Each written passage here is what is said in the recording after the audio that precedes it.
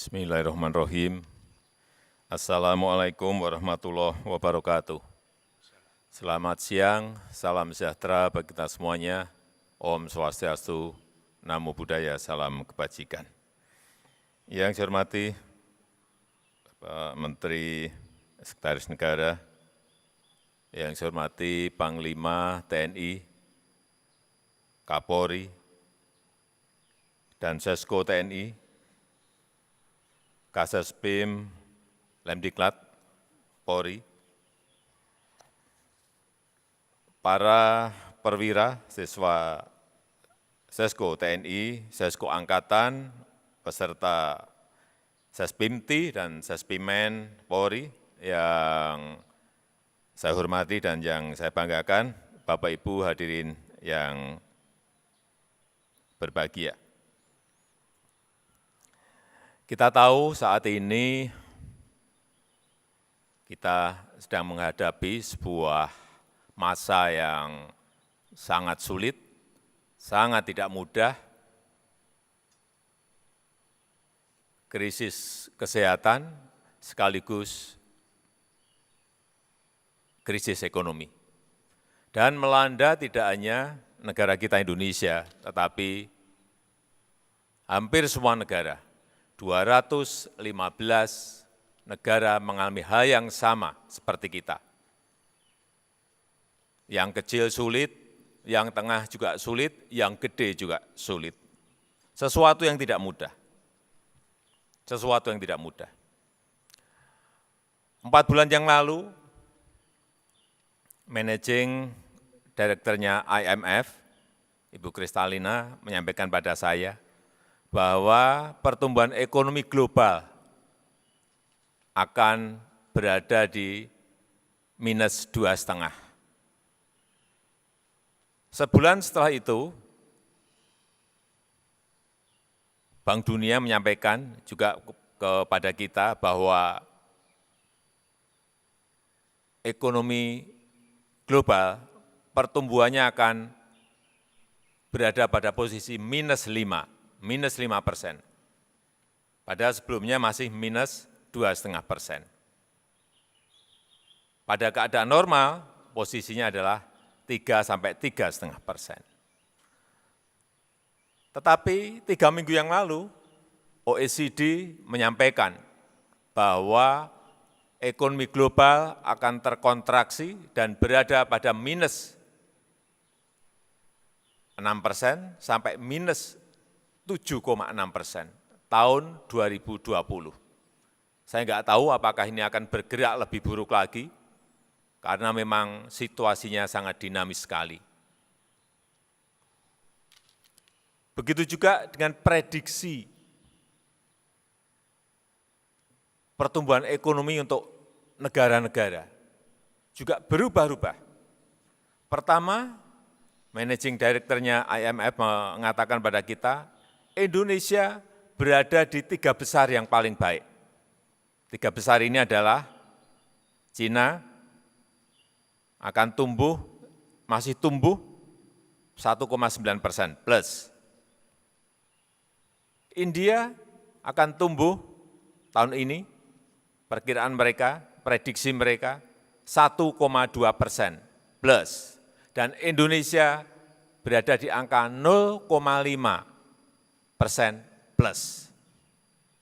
Tetapi dengan perubahan-perubahan yang semakin buruk tadi, kita juga belum mendapatkan angka-angka yang paling akhir. Berapa posisi negara kita pertumbuhan ekonominya di tahun 2020. Tetapi ini yang perlu saya sampaikan mengenai prediksi kontraksi ekonomi di negara-negara di luar Indonesia. Perancis misalnya, diperkirakan akan tumbuh minus 17,2. Inggris diperkirakan akan minus 15,4. Jerman diperkirakan akan minus 11,2. Amerika diperkirakan akan minus 9,7. Dan negara-negara lain posisinya sama minus.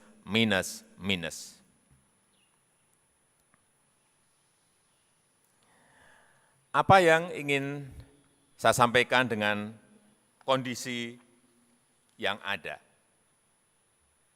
Hati-hati, ini sudah mengimbas kepada geopolitik global.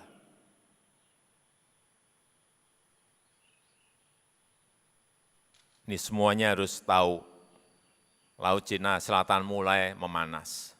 Cina Amerika semakin memanas. Oleh sebab itu, kita harus mengambil momentum, mengambil manfaat dari pandemi yang terjadi sekarang ini. Tentu saja kita akan terus berjuang menyelesaikan masalah COVID dan juga masalah ekonomi yang terjadi di negara kita. Tetapi momentum ini harus kita ambil. Momentum ini harus kita ambil. Sudah sering saya katakan bahwa kita perlu cara kerja baru. Kita perlu budaya baru dalam bekerja yang lebih cepat. Kita juga harus berani melakukan shortcut, terobosan, pemotongan-pemotongan sehingga cara kerja kita tidak bertele-tele dan lamban. Karena juga berkali-kali saya sampaikan bahwa bukan negara besar mengalahkan negara kecil. Kalau itu yang lalu, iya, seperti itu. Negara besar mengalahkan negara yang kecil. Tetapi yang sekarang dan yang akan datang, negara cepatlah yang akan mengalahkan negara yang lambat. Artinya, yang cepat yang akan menang.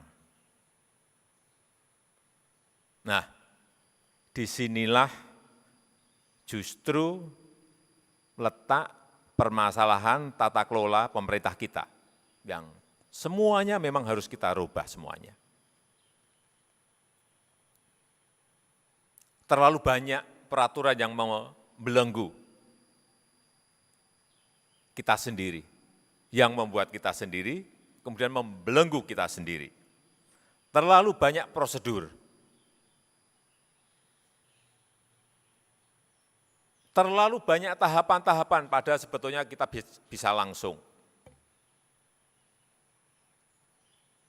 Terlalu banyak birokrasi, sekali lagi, yang terjebak oleh aturan yang kita buat sendiri. Inilah saya kira pekerjaan besar kita ke depan, termasuk di TNI dan Polri. Dan saudara-saudara nantinya akan berada di depan karena akan menjadi pimpinan di TNI dan Polri. Oleh sebab itu, saya mengajak, saya minta kepada saudara-saudara, para peserta,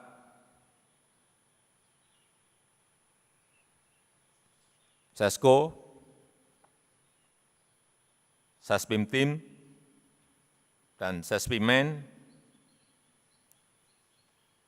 untuk berani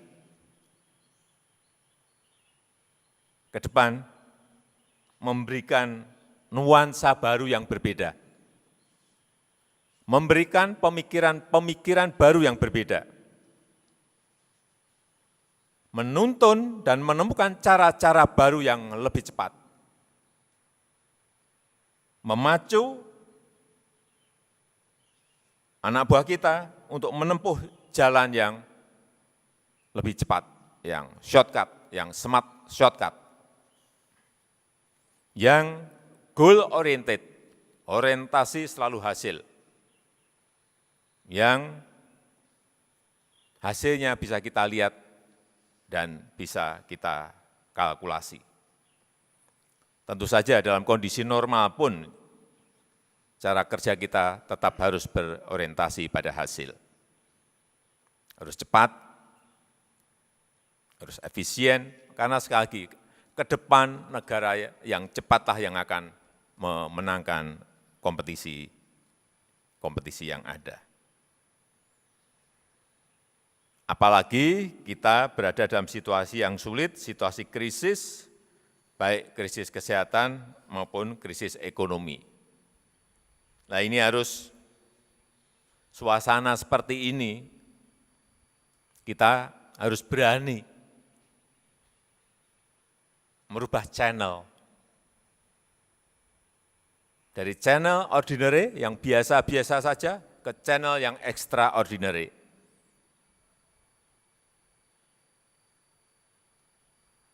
Channel yang luar biasa, baik itu kecepatan maupun cara-cara kerja kita. Dari channel yang rumit-rumit, cara-cara yang rumit, masuk kepada cara-cara yang cepat, cara-cara yang sederhana. Dari yang SOP normal kepada SOP yang shortcut. Enggak bisa kita bekerja dengan cara-cara biasa. Dan ini kalau kita bisa merubah ke channel yang tadi saya sampaikan, kalau diteruskan kepada posisi yang normal, inilah yang namanya kecepatan dan inilah yang akan memenangkan kompetisi kita dengan negara-negara lain. Karena kita memiliki kecepatan. Oleh sebab itu, saya juga mengajak kepada para peserta Sesko TNI, Sesko Angkatan, Sespimti, Sespimen Polri, untuk mengawal beberapa agenda yang mendesak dan sekaligus penting bagi negara ini,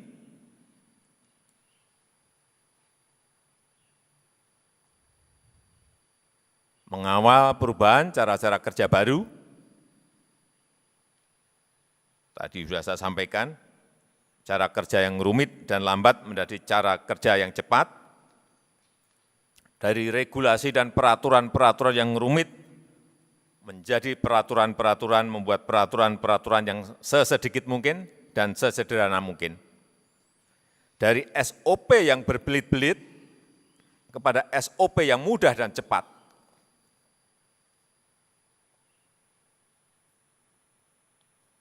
Sekali lagi, kalau cara-cara ini bisa kita lakukan, saya meyakini kita akan bisa melewati masa yang sulit ini, masa yang tidak mudah ini.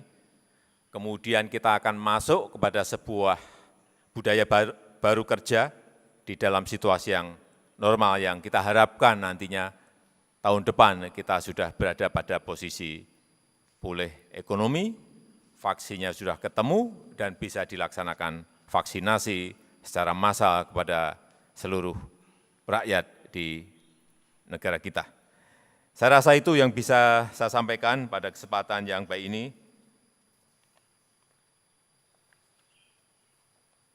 Saudara-saudara adalah wajah negara kita di mata rakyat, dan saya juga berharap saudara-saudara adalah wajah dari pemerintah kita di mata rakyat. Dan selamat bertugas. Saya tutup, terima kasih. Wassalamualaikum warahmatullahi wabarakatuh.